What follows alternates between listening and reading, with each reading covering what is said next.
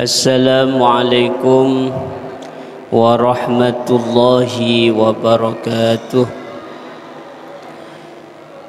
Ila hadrati Nabil Mustafa Sayyidina Rasulillah Muhammadin sallallahu alaihi wasallam wa li sairi khanimnal anbiya al-mursalin sahabatul qarabat tabi'in tabi'in la yamiddin ratalanhum hadrati jamil awliyaillah wa ulamaihi al-amilina bi'ulumihim wa jami'ibadillah sholihin susan laru syekhina Beradin Ahmad rahmatullah sunampel syekhina muallifi hadal kitab syekhina Khalil Abdul Latif Hashim Ash'ari subin mansun syamsul huda maksum lisin sulihim wa furahim wa syekhim syainan ta'ala madam wafallahu dunubahum wa nafa'na bi'ulumihim. Al-Fatihah. A'udhu billahi minasyaitanir rajim. Bismillahirrahmanirrahim. Alhamdulillahi rabbil alamin arrahmanirrahim maliki yaumiddin iyyaka na'budu wa iyyaka nasta'in ihdinas siratal mustaqim siratal ladzina an'amta 'alaihim ghairil maghdubi 'alaihim waladdallin amin. Bismillahirrahmanirrahim. Alhamdulillahi rabbil alamin wa bihi nasta'in ala umurid dunya waddin. Salatu wassalamu ala ashrafil anbiya'i wa afdalil mursalin sayyidina Muhammadin wa ala alihi wa sahbihi ajma'in. Amma ba'du. Qala rabbi syrah li sadri wa yassir li amri wahlul 'uqdatam min lisani yafqahu qawli. Allahumma iftah lana hikmatak wa anzil 'alaina rahmatak. Allahumma iftah lana ja'alaina rahmatak. Allahumma iftah lana hikmatak wa anzil 'alaina rahmatak.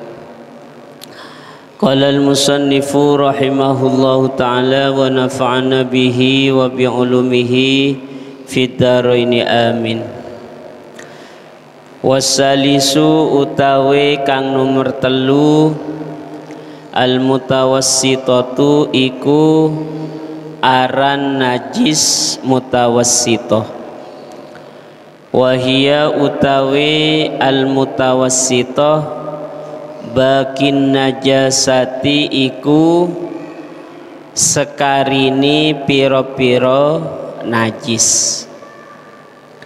Fal mughalladatu mongko utawi najis mughalladah tathuru iku isok suci apa al mughalladah bi ghusliha kelawan basuh al mughalladah sab'an kelawan kaping 7 ba'da izalati ainiha ing dalem sakwisini ngilangaken kahanani mughalladah. Ihdahunna utawi salah suwijini sab'an biturabi iku tetep kelawan debu atau huri kang suci.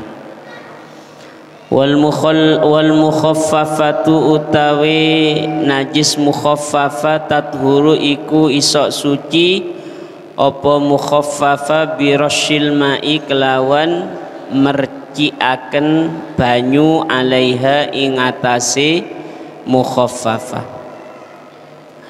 ma'al ghalabati ing atase ngalahaken ba'da izalati ainiha ing dalem sakwisini ngilangaken kahanani mukhaffafah.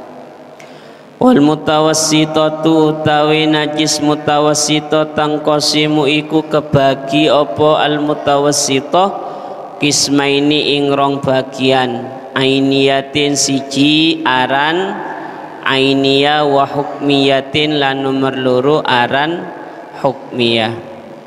Fal ainiyatu mungko utawi najis ainiyah hiya iya ainiyah allati iku najis laha kang tetep iku kadue allati launun utawi warno warihun lan rasa warihun lan ambu wa ta'mun lan rasa. Fala budda mungko wajib min izalati ta'miha saking ngilangaken rasani allati warihiha lan ambuni allati walauniha lan warnani allati illama angin barang asura kang angil zawaluhu opo ngilangaken ma min launin nyatani saking warno. Wal hukmiyatu utawi aran najis hukmiyah hiya iya hukmiyah allati la launa allati iku najis la launa kang ora ono warno iku maujud laha kadue hukmiyah wala rihalan ora ono ambu iku maujud wala ta'ma lan ora ono rasa iku maujud. Fayakfi mungko cukup ka ing sira jaryul ma'i apa ngilekaken banyu alaiha ing atasi hukmiyah wa yustaratu lan disyarataken fi izalatiha ing dalem ngilangaken hukmiyah wurudul ma'i apa mengaliri air alaiha ing atasi hukmiyah ing kana senajan ono apa najis qalilan iku sedidik.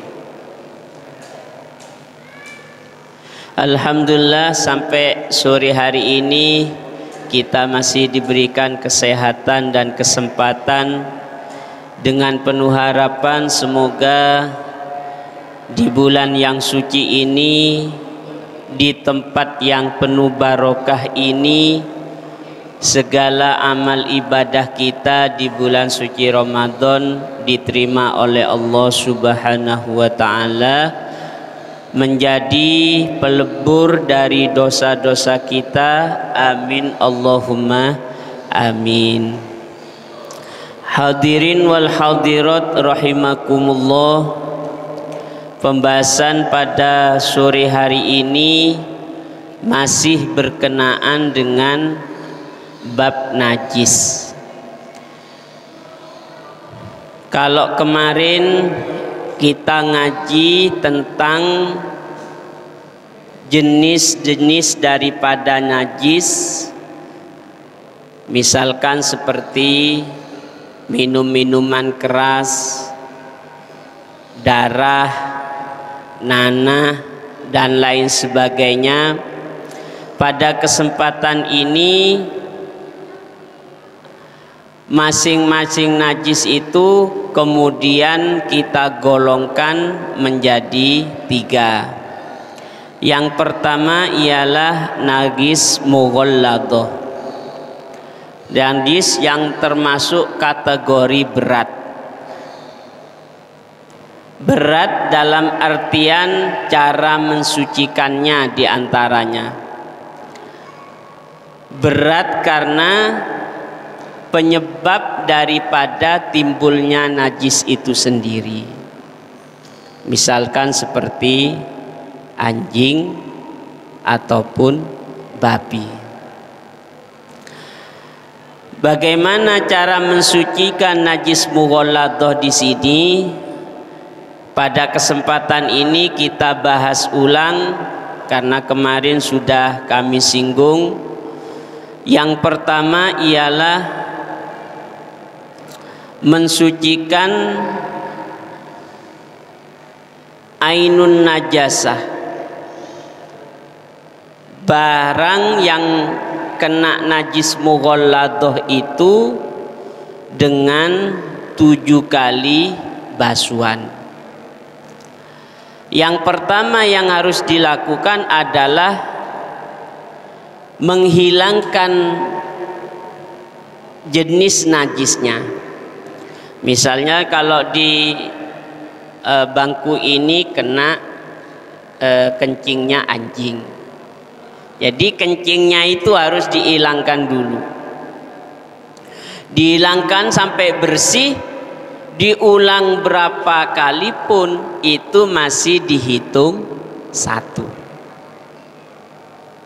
sampai hilang bentuk dari najis tersebut, ainnya najis tersebut hilang, itu masih dihitung 1, berarti masih kurang 6. Kemudian dari 6 itu, karena di sini disyaratkan juga salah satunya harus dicampur dengan debu, maka salah satunya dicampur dengan debu, baru kurang 5. Di sini bahasa membasuh itu berarti air sampai mengalir, disiram sampai mengalir, bukan dipercikan atau bukan diusap, tapi sampai mengalir.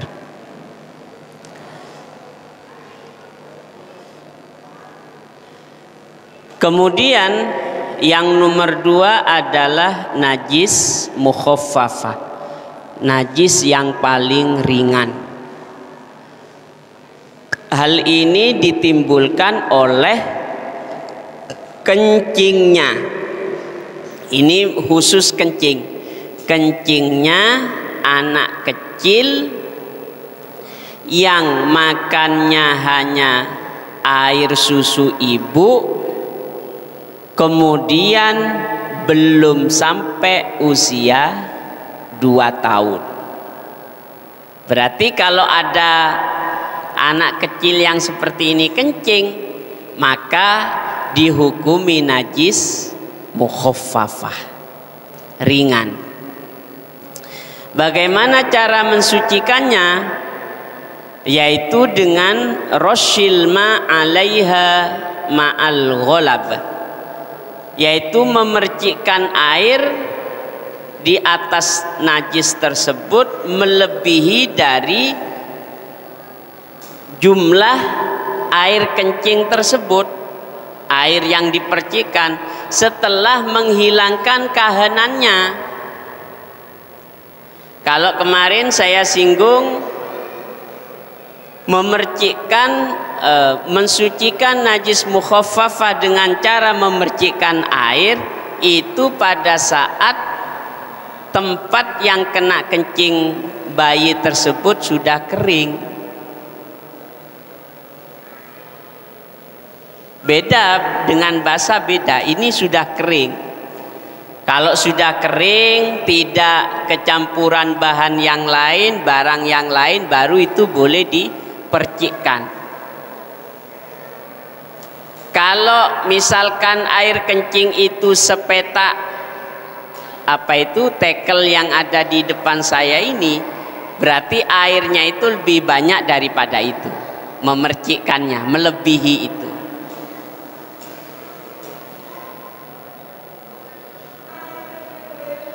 Lah permasalahannya bagaimana kalau masih basah? Apakah dipercikkan juga? Dipercikkan seperti pada saat kering? Tidak boleh. Terus harus diapakan? Ya disiram berarti. Tidak boleh dipercikkan, malah tambah najis semua kalau dipercikkan. Itu kalau kering, tidak bercampur dengan bahan yang lain, maka cukup harus dipercikkan untuk menjadi suci. Nek gak sabar ngenteni keringi, berarti ya harus disiram, beres.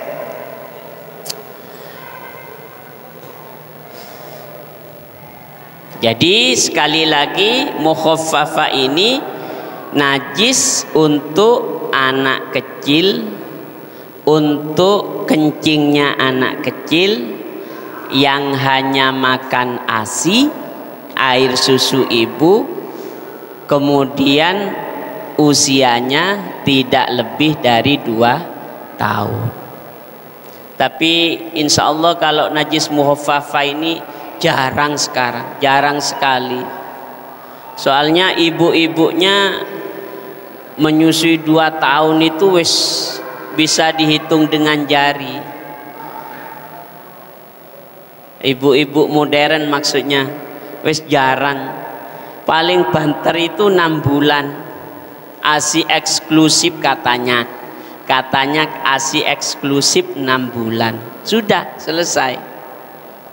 Berarti kalau sudah 6 bulan sudah bukan ASI, berarti najisnya bukan najis mukhaffafah lagi, masuk pada najis mutawassithah.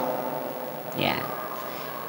Nah, terus selanjutnya bagaimana kalau anak perempuan, kencingnya anak perempuan?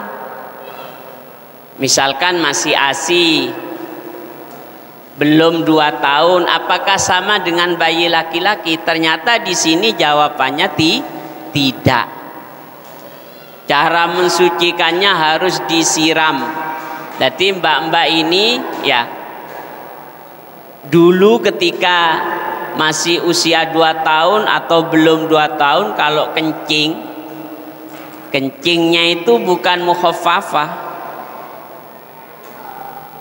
karena masuk kategori mutawassithah, sedang.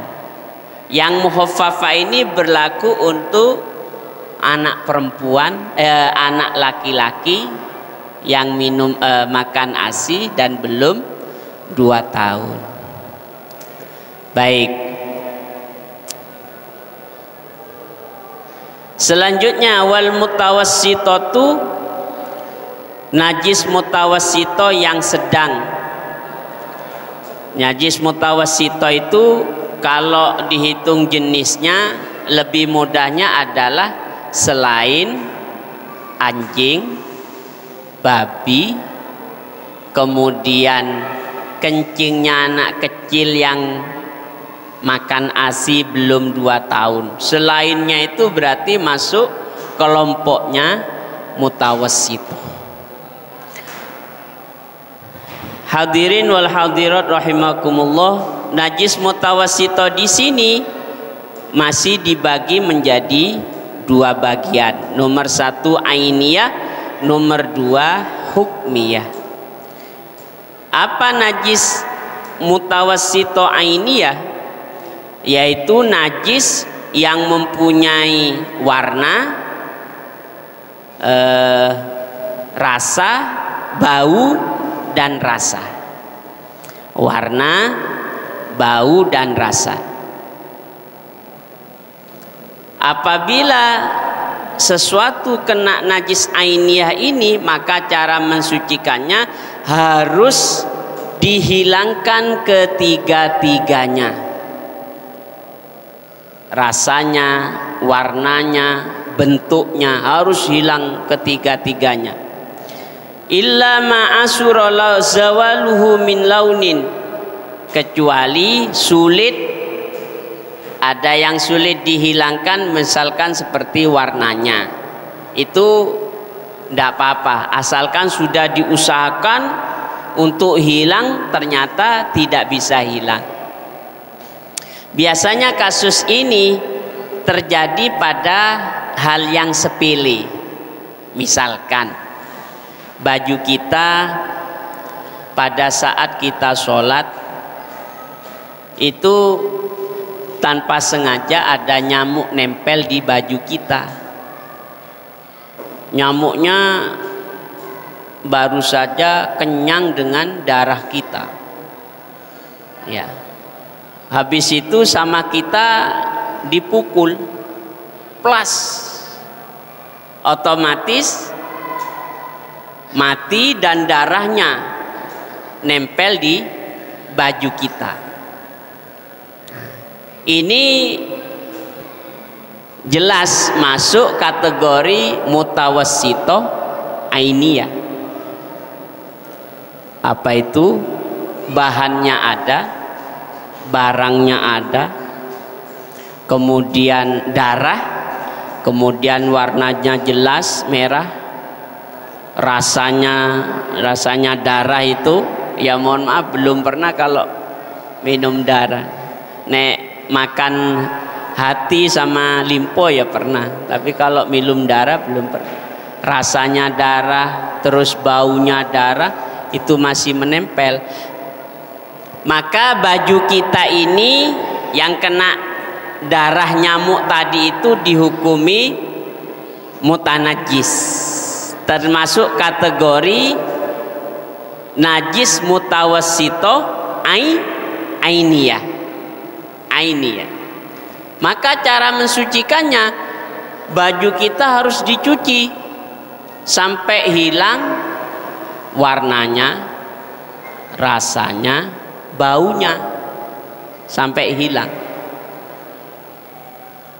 Bagaimana kalau warnanya tidak bisa hilang setelah diusahakan, kasih rinso, kasih vanis, tidak hilang-hilang juga, tidak apa-apa. Kalau warnanya tidak hilang, tidak apa-apa. Biasanya tidak hilangnya itu tidak sekaligus, biasa. Asalnya merah jadi kuning, ya. Jadi sisanya itu masih ada, dan itu tidak apa-apa, masuk kategori makfu, asalkan sudah diusahakan. Selanjutnya najis mutawassito hukmiyah. Hukmiyah ini samar, tidak kelihatan seperti ainiyah. Kenapa kok samar? Karena warnanya tidak ada, baunya tidak ada, rasanya tidak ada. Itu hukmiyah. Maka bagaimana cara mensucikannya? Cukup dengan mengalirkan air atas tempat yang kena najis tersebut. Biasanya kalau pengalaman saya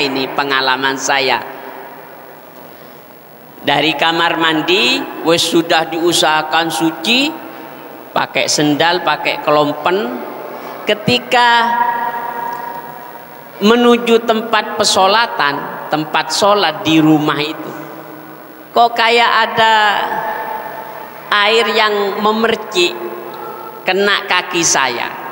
Padahal setelah saya lihat tidak ada bekas airnya, tapi kok kayaknya ada air yang mercik. Itu kalau saya kembali lagi ke kamar mandi, disiram lagi, kakinya ini disiram lagi, saking hatinya. Terus lagi begini, kalau mutawassito saya, ini pengalaman pribadi. Kalau dari kamar mandi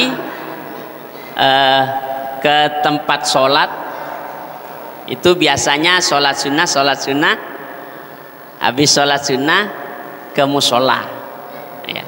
Enak langsung sholat wajib. Karena sandalnya ganti, jadi sandal yang mau ke pesolatan di rumah dengan ke musola di kampung itu ganti, maka nanti ketika sampai di musola itu cuci kaki dulu. Soalnya perjalanan selama keluar dari rumah, dari tempat sholat di rumah sampai ke musola itu tidak pakai alas kaki. Sementara di rumah saya itu ada anak kecil, ya kencing, kadang kencing di sana, kadang berak di sana. Kadang ya namanya anak kecil dari kamar mandi langsung nonton TV, ya namanya anak kecil tidak tahu ini suci ini najis. Oleh karenanya ketika sampai di musola saya pasti cuci kaki dulu, karena dalam dalam angen-angen saya pasti saya itu pasti kaki saya ini ada najis mutawassito hukmiyahnya, maka harus disiram air. Umpama dari rumah ganti sandal langsung naik ke musola karena musolanya tingkat 2, tidak berani kalau saya. Karena kalau itu umpama saya lakukan termasuk kategori sembrono. Sementara jamaah yang lain itu suci semua seumpama. Itu berarti saya nanti nanggung sekian jamaah itu atas kemutanajisan musola yang ditempati sholat. Jadi urusan najis itu para hadirin harus ekstra hati-hati, ekstra hati-hati. Ya kalau ini bersangkutan dengan saya saja, ya mungkin urusannya saya saja. Tapi kalau dengan musola, apalagi masjid, yang namanya kesucian itu harus betul-betul dijaga. Oleh karena itu kalau saya himbau kepada para jemaah sekalian, kalau umpama dari rumah itu sudah ganti sandal, misalkan sandal dalam rumah beda, keluar rumah beda, itu masih aman. Tapi kalau dari dalam rumah sudah tidak pakai sandal, keluar rumah baru pakai sandal ke sini, maka himbauan saya baiknya cuci kaki dulu sebelum masuk masjid. Hal ini demi menjaga kesucian masjid. Inilah salah satu ciri khas daripada Masjid Nahdlatul Ulama. Jadi kalau mau masuk itu pasti ada tempat cuci kaki yang memang disediakan kepada para jamaah agar sebelum masuk bisa cuci kaki terlebih dahulu. Saking hati-hatinya. Misalkan kalau di masjid ini ya, di masjid ini dulu sebelum ada pagar hitam sebelah utara itu, kalau orang yang ngerti dari kamar mandi itu pasti cuci kaki. Tapi karena jamaahnya di sini banyak, kita takmir ndak bisa ngawasi satu persatu. Ternyata terjadi dari kamar mandi ndak pakai cuci kaki, tinggal menggok ke kiri. Jadi cuci kakinya cukup di dalam kamar mandi. Dan ini menurut versi kita mengkhawatirkan terhadap kemutanajisan masjid ini. Maka dari itu ikhtiar kita, usaha kita dikasih pagar. Kalau sudah dikasih pagar, mau tidak mau, suka tidak suka, harus cuci kaki lagi agar kesucian masjid ini betul-betul terjaga. Seperti itu. Saya kira cukup untuk pengajian kita pada sore hari ini.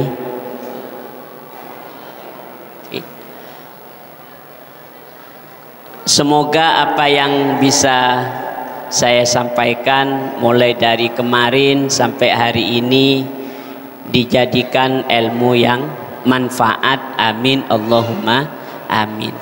Dan semoga kita yang hadir di majelis ini istiqomah mencari ilmu, di samping mendapatkan ilmu yang bermanfaat juga mendapat barokah dari pengarang kitab ini, kitab Matnus Syarif dari Syekhona Muhammad Khalil bin Abdul Latif yang wafat tanggal 29 Ramadan. Kalau Kiai Hasyim Asy'ari itu wafat tanggal 7 Ramadan. Kalau Syekhona Khalil itu wafatnya tanggal 29 Ramadan. Semoga kita sekalian mendapatkan ilmu yang bermanfaat, barokah dari para masyayikh, amin Allahumma amin. Dan tentunya dari kami dalam menyampaikan materi ini pasti ada kesalahan baik sengaja ataupun tidak sengaja, dan dari kami mohon maaf yang sebesar-besarnya. Ihdinas siratal mustaqim wal afu minkum. Assalamualaikum warahmatullahi wabarakatuh. Al-Fatihah. A'udzu billahi minasyaitonir rajim. Iyyaka na'budu wa iyyaka nasta'in. A'udzu billahi minasyaitonir rajim. Bismillahirrahmanirrahim. Alhamdulillahi rabbil alamin. Allahumma ya daimal fadli 'alal bariyah, ya basital yadaini bil atiyah, ya sahibal mawahib saniyah, salli ala sayyidina Muhammadin khairil wara sajiyah. Waghfir lana ya dal ula fi hadhil ashiyah bi rahmatika ya arhamar rahimin. Allahumma inna nas'aluka ridhaka wal jannata wa na'udzubika min sakhatika wan nar. Allahumma innaka 'afuwun karim tuhibbul 'afwa fa'fu 'anna ya karim. Allahumma ighfir lana dhunubana wa liwalidina warhamhuma kama rabbayana shighara.